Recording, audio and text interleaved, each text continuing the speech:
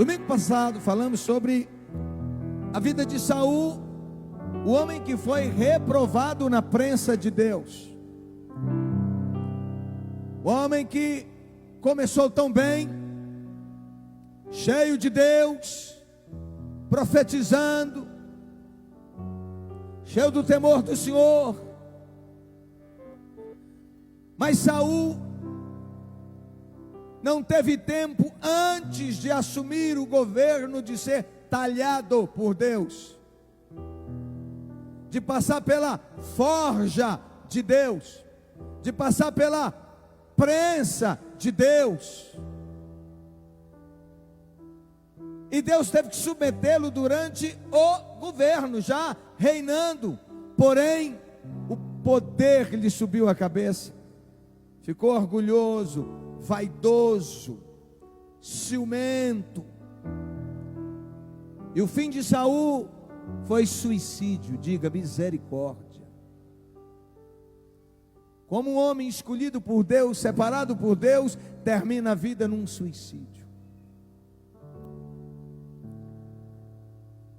E durante aquele tempo, Saul reinou quantos anos? O texto falou 40 anos.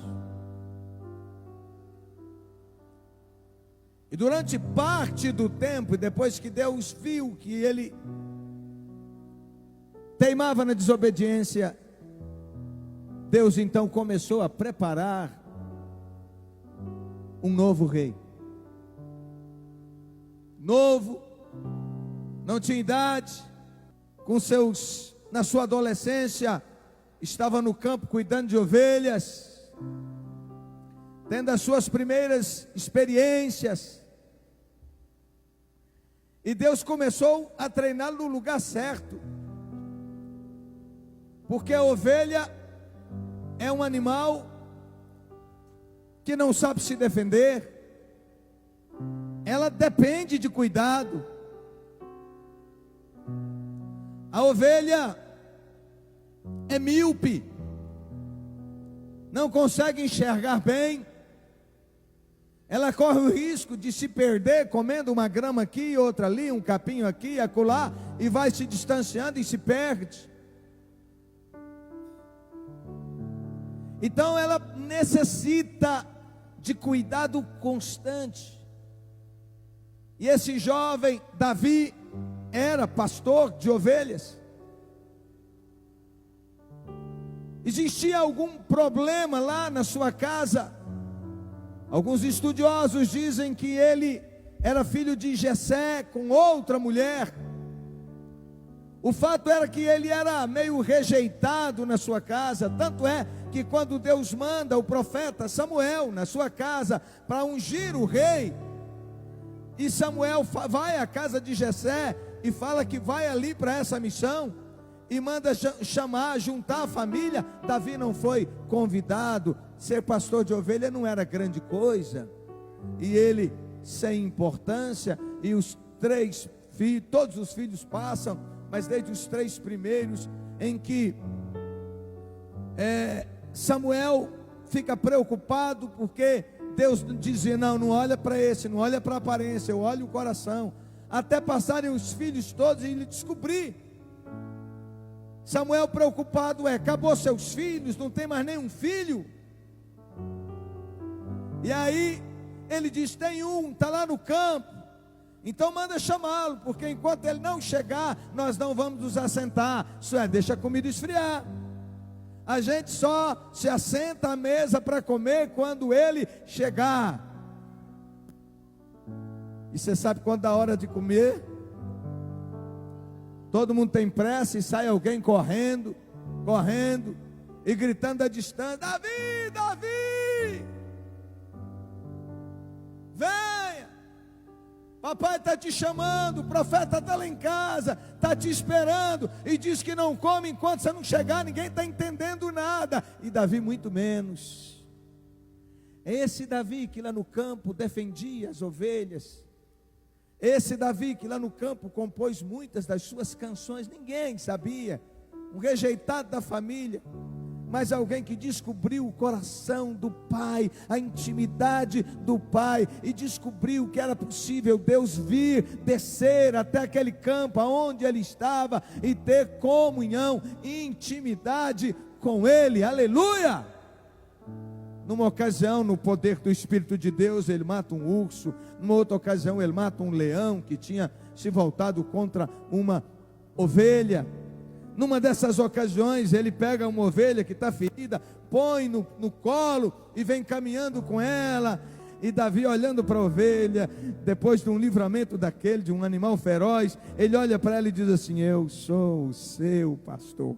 Daqui a pouco, com a ovelha no colo, ele se sente no colo de Deus, e ele diz: o Senhor é o meu pastor, e nada me faltará. Deitar-me faz em verdes pastos, leva-me às águas de descanso, refrigera-me a alma, ainda que eu ande pelo vale da sombra e da morte, não temerei mal algum, porque tu estás comigo, a tua vara e o teu cajado me consola. Preparas-me uma mesa na presença dos meus adversários, unges minha cabeça com óleo e meu cálice transborda. Essa é uma das canções, e esse salmo o mundo todo recita hoje. O mundo ainda recita, todo lugar, em qualquer lugar do mundo, todo mundo sabe, todo mundo conhece. E o que Davi estava ministrando profeticamente nesse salmo se cumpre naquele dia, quando ele chega e tem uma mesa para ele. Prensa fala de prova, de dificuldades, de lutas, de depuração, treinamento, preparo para o cumprimento do propósito. É o mesmo que chamado ou missão de Deus para a vida da pessoa. E esse menino que Deus já tinha escolhido e separado, que diz que iria assumir em algum momento no lugar de Davi, de Saul, é ungido na sua casa. Mas a partir daí, ao invés de Deus levá-lo para o trono, Deus o leva para a escola do quebrantamento. Diga: escola do quebrantamento. Lugar onde Deus prova, prepara, forja os seus. Aleluia. E você conhece a história, estou falando de coisas que você conhece tão bem. E esse menino a seguir tem uma experiência que lhe apresenta para o mundo, que lhe apresenta para todo Israel, quando aparece um gigante desafiando, pedindo que Israel tivesse um homem para lutar com ele. E diz a Bíblia que por 40 dias, de manhã e à tarde, os exércitos se preparavam em fileira para o combate, e esse homem desafiava, humilhava, ridicularizava, e cada dia ele metia mais medo. Ele era um gigante. Imagine você ser pressionado 40 dias de manhã e de tarde. Você sabe, tantos de nós sabem o que é isso. São as guerras, as flechas que o diabo manda na cabeça da gente o tempo todo, apresentando gigantes diante de você e dizendo que você não vai vencer, que você não consegue vencer, que o gigante é maior do que você. Então, quanto mais você olha para um gigante, o gigante fica maior, até que chega um dia que o pai fala: meu filho Davi vai levar lanche para os seus irmãos que estão na guerra, e me traga notícias de lá. E quando ele chega ao acampamento, é exatamente na hora em que o gigante pela última vez está afrontando o exército de Israel, que era chamado por Deus como o exército de Deus. E ele faz esse desafio, pergunta se não tem um homem, e ele chega para o irmão e pergunta, o irmão apela com ele, acha ruim com ele, o chama de presunçoso, conheço você. Isso revela que já existia um confronto, tinha problemas de relacionamento, ele era rejeitado pelos irmãos, mas aí ele chega para um outro, e daqui a pouco ele manda avisar o rei, que ele lutaria com o gigante. E Saul não tem opção, não tem ninguém que topa. Saul pega a sua armadura, coloca sobre ele, mas o menino fica todo robotizado, todo sem jeito. Ele tira a armadura e diz: eu não posso lutar com isso, essas armas não me pertencem, e eu vou lutar com as armas que eu já tenho habilidade. Contou para o rei que tinha numa ocasião matado um urso, em outra ocasião matado um leão, e o rei não tem opção, e o menino passa no riacho, pega 5 pedras redondas, pedras lisas, coloca no seu alforje, e ele vai caminhando, e coloca na funda, e ele vai em direção ao gigante, e o gigante começa a ridicularizá-lo, e dizer: você vem lutar comigo com pedras e paus. E Davi simplesmente começa a correr na direção do gigante, e ele lança a pedra e crava a pedra na testa do gigante, que cai, e ele imediatamente corre, toma a lança do gigante e decepa-lhe a cabeça. A partir dali, Davi já não é mais qualquer pessoa, agora se torna o cara mais amado, festejado. Não tinha uma história nas redes sociais na época em que não tinha foto de Davi matando o gigante, em que alguém não estava comentando sobre o assunto em todas as casas, em todos os quintais, em todos os campos. Virou notícia nacional, notícia em Israel e notícia na terra do inimigo. Ouça, diante do chamado, Deus vai progressivamente te patenteando. Ouvi isso essa semana e trouxe para vocês.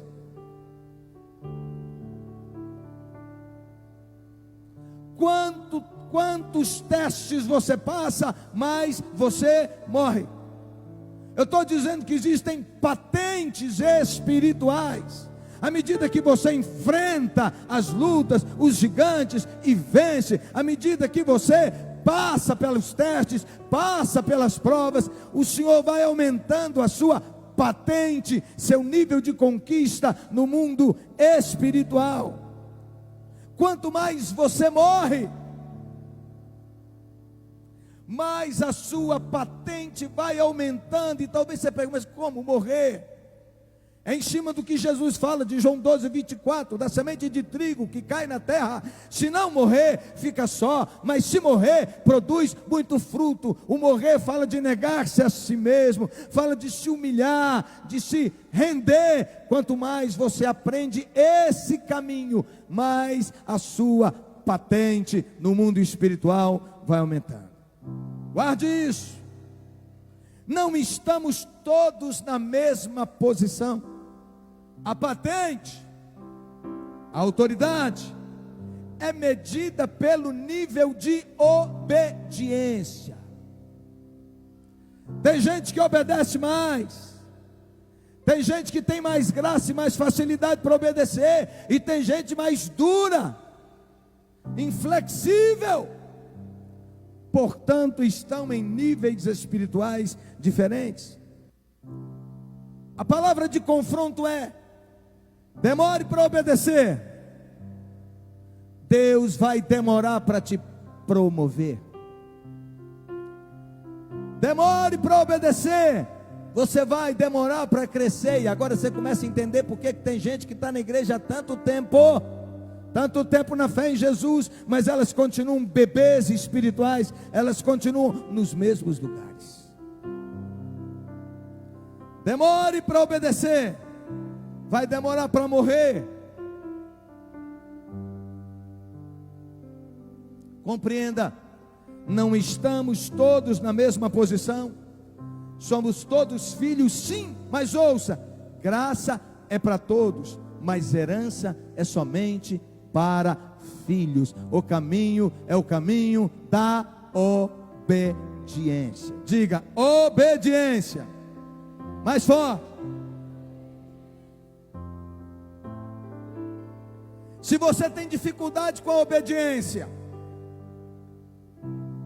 você precisa ser forjado de dentro para fora.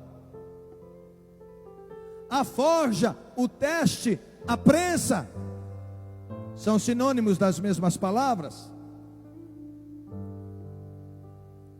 Muitas vezes pode ser dolorida e até mesmo te custar tudo, mas é ela quem vai te fazer grande.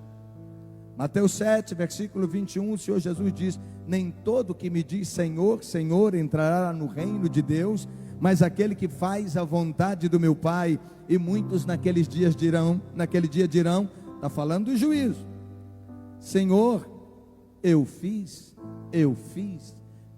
acontecer, eu aconteci, eu desfiz. E vai ouvir: não te conheço. Queridos, a partir do momento que Davi tem essa grande e poderosa vitória, Saul manda buscá-lo para sua casa, e ele passa a fazer parte do exército. Numa ocasião ele fica endemoniado, literalmente. Mandaram buscar Davi para tocar para ele, para acalmar, expulsar o espírito maligno. E nessa ocasião ele, em fúria, pega uma lança e tenta encravar Davi na parede, e ele foge. Numa segunda ocasião,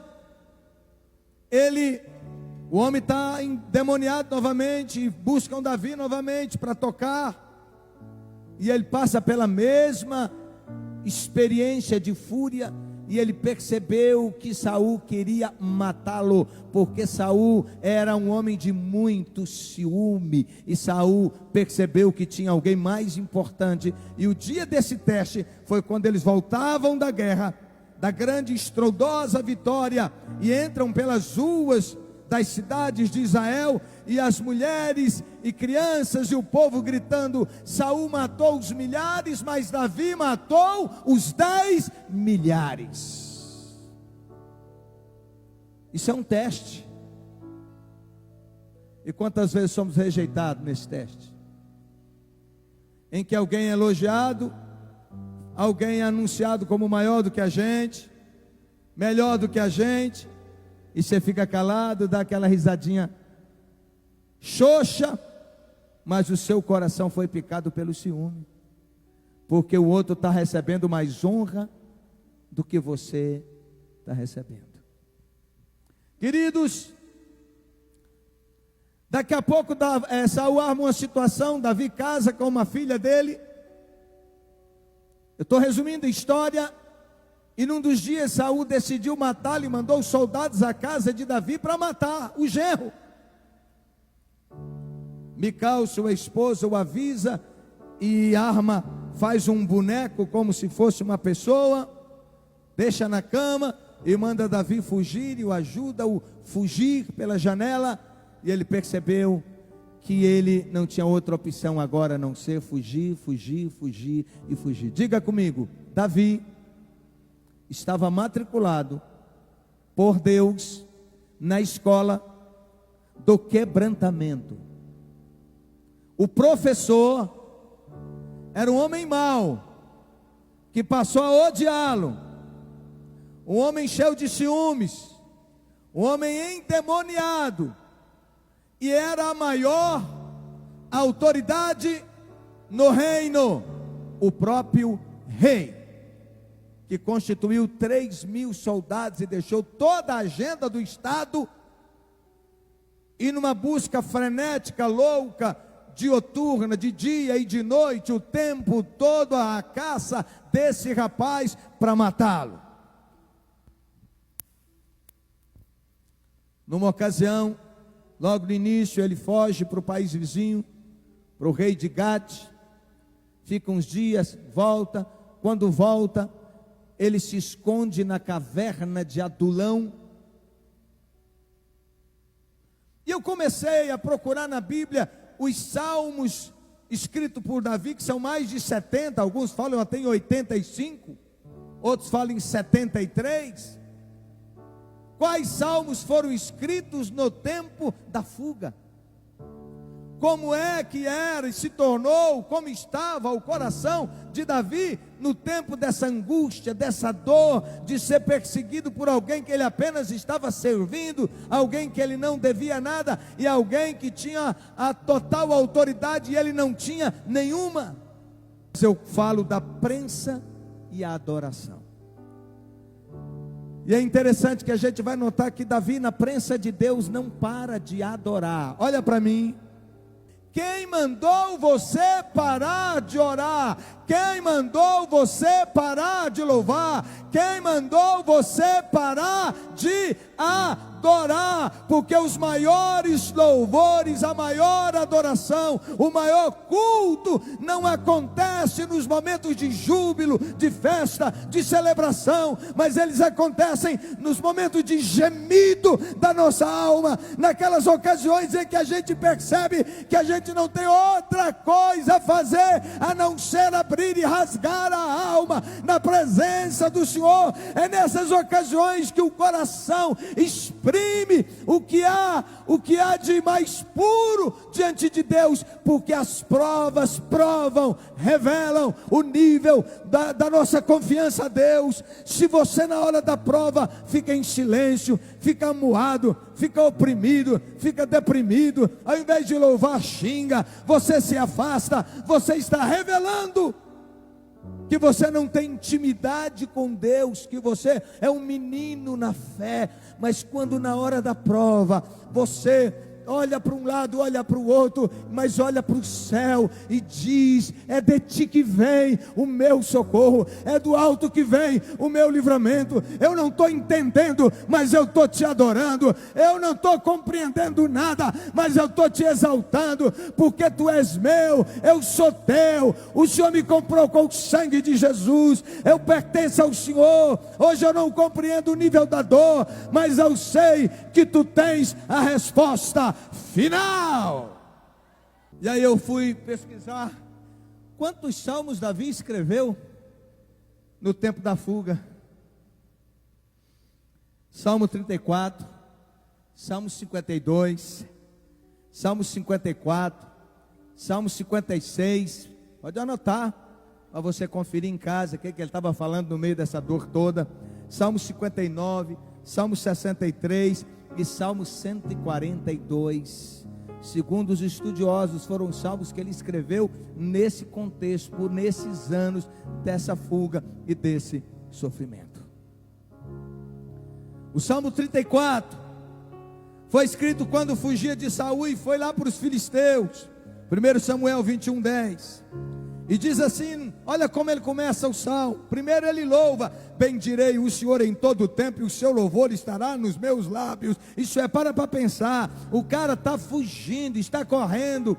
Ele não tem ninguém nesse momento ainda, porque só quando ele vai lá para a caverna de Adulão é que Deus manda homens para se tornarem, para que ele os formasse como exército. Nesse momento ele está sozinho, e ele sabe que tem 3.000 soldados na cola dele, e a palavra é: eu bendirei ao Senhor em todo o tempo, e o seu louvor estará sempre nos meus lábios. Isso é independentemente da situação, se eu vou viver, se eu vou morrer, se ele vai me capturar ou não, ou se Deus vai me livrar, eu vou bendizer, eu bendigo o nome do Eterno. Eu quero que você abra essa boca, porque Deus está falando aqui hoje. Tem muita gente aqui que Deus chamou para estar aqui para ouvir, e se você não interagir, se não houver interação, uma conexão, se você não começar a louvar, se você não começar a responder, você vai passar a palavra e você não vai receber o que Deus tem para ti. No versículo 2 ele diz: gloriar-se-á no Senhor a minha alma, os humildes o ouvirão e se alegrarão. Isso é independentemente de tudo isso que está acontecendo, eu vou me gloriar no Senhor. Aleluia.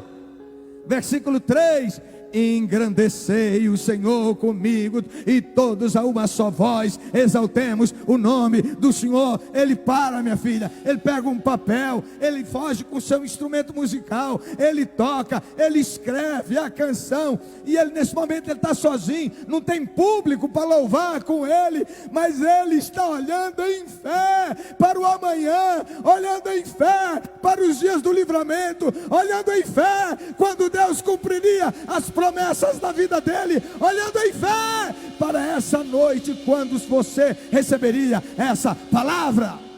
E ele diz: contemplai-o, aleluia, e sereis iluminados. Ele está dizendo: olhem para ele, e vocês vão receber do brilho dele, aleluia.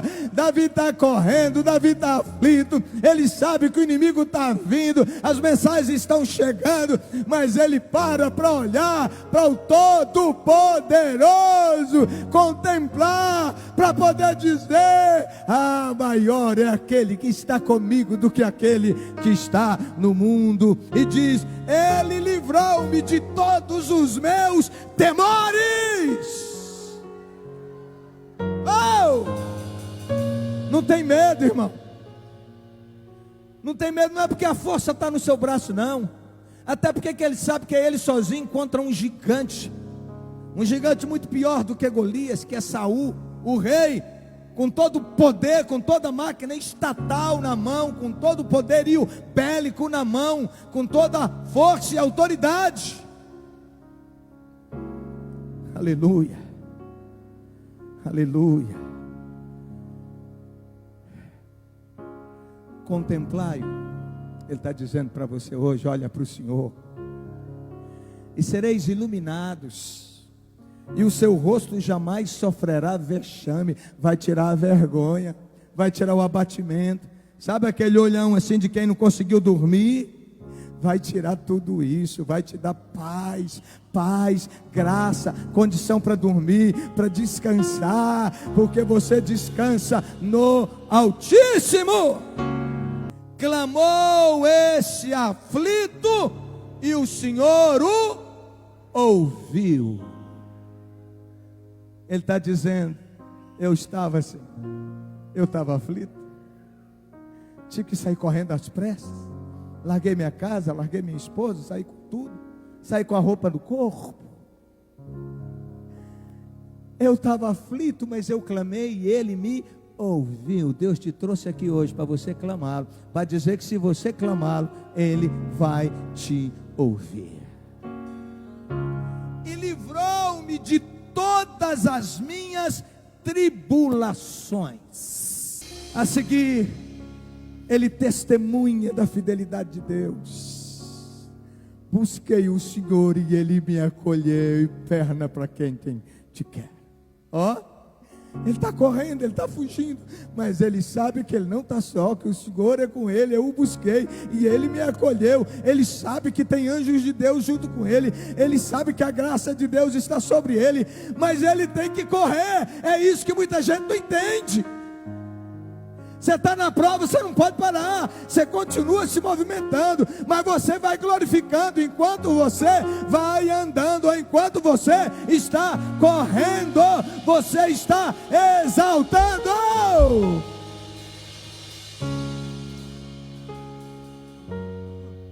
Toda prova, todo teste, toda prensa, toda forja que você está nela e fica paralisado, é que o inimigo começou a mandar flechas, e você absorveu essas flechas, e você está sangrando, e você cai num laço de vitimismo. Ah, Deus não me ama, não se importa comigo, os irmãos da igreja não preocupam comigo, ninguém me procura, ninguém me manda uma mensagem, ninguém me dá um abraço, ninguém me encoraja, nenhuma porta se abre, eu sou infeliz. Nessa hora, irmão, você já parou há muito tempo.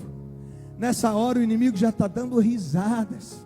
Mas quando você se levanta nessa corrida, e que você, ao invés de lamuriar, oh meu Deus, ao invés de chorar, quantos estão sendo tomados por depressão, por ansiedade, porque eles não conseguem louvar, eles não conseguem bendizer, eles não conseguem exaltar, eles não conseguem descansar.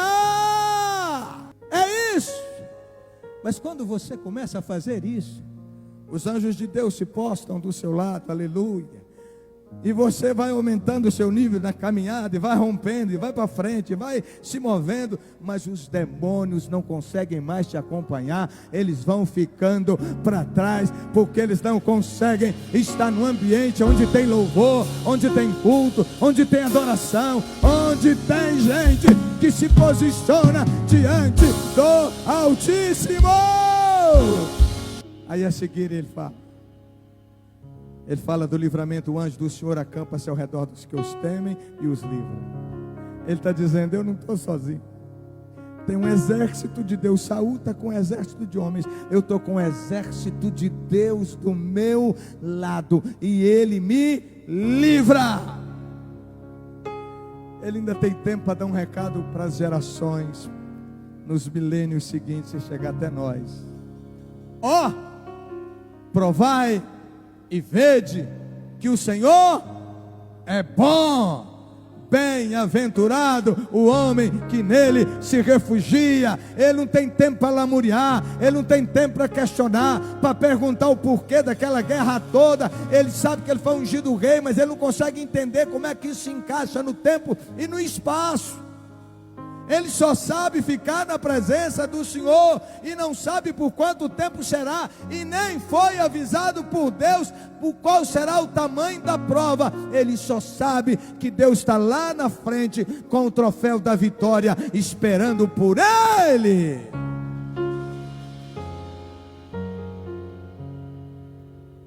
Ele ainda diz: os olhos do Senhor repousam sobre os justos, e os seus ouvidos estão abertos ao seu clamor. Pode clamar, irmão. Pode clamar. Clame inclusive naquele dia que você diz assim: eu não tenho força para orar, eu nem sei como orar. Diga isso para o Espírito Santo. Fale para ele: Espírito Santo, me ajuda.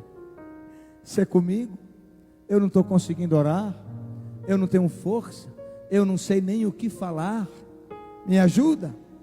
E a seguir ele exorta: temei o Senhor, vós os seus santos, pois nada falta àqueles que o temem. Quando é que ele escreveu esse salmo?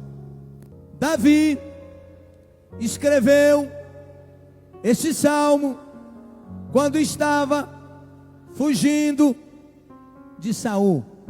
Ele ainda diz: quem é o homem que ama a vida e quer longevidade para ver o bem? Quer viver muito?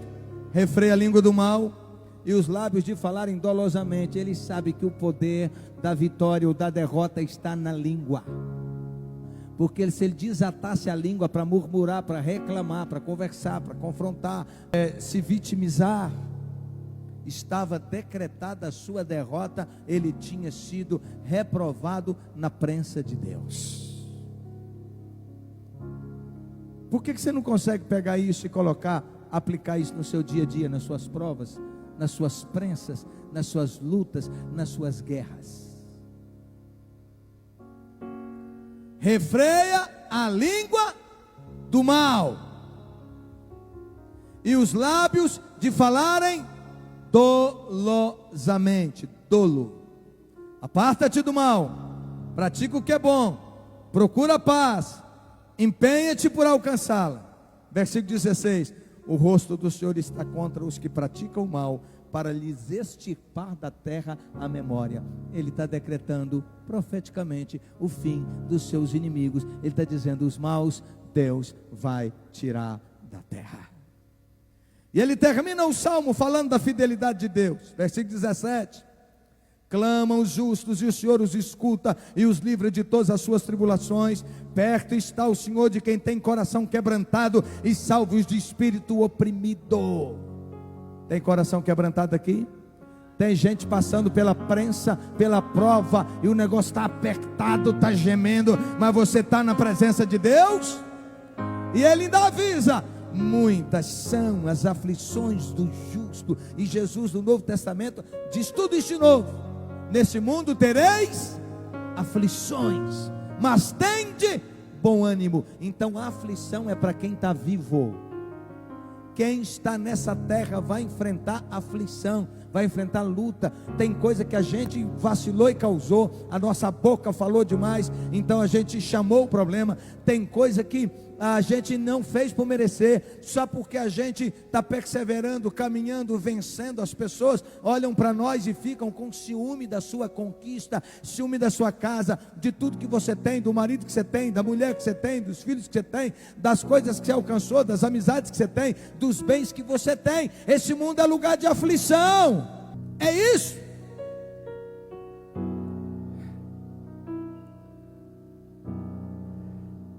Diga, muitas são as aflições do justo, mas o Senhor o livra de todas. Não importa o tamanho da luta, da aflição, da prensa que você está, eu quero te dizer que Deus vai te livrar de todas. Já está decretado o seu final, já está decretado a sua vitória, já está decretado o seu fim, e o seu fim é de glória, é de bênção, é de graça, é de vitória. Olha para quem está do seu lado. Você não é o momento, a prensa que você está passando hoje. Você é o que Deus projetou para a sua vida. Tem algo muito maior, tem algo grande, poderoso, de Deus. Fala em fé, irmão, fala de Deus para acontecer na sua vida. Não tema, descansa, confia. O seu final, se perseverar, se ficar firme, é de glória, de glória, de glória. E diz ainda, ele diz: e o Senhor preserva-lhe os ossos e nenhum vai ser quebrado. Dê um glória a Deus. O infortúnio matará o ímpio. Vai aparecer coisa assim de uma hora para outra que vai acabar com ele.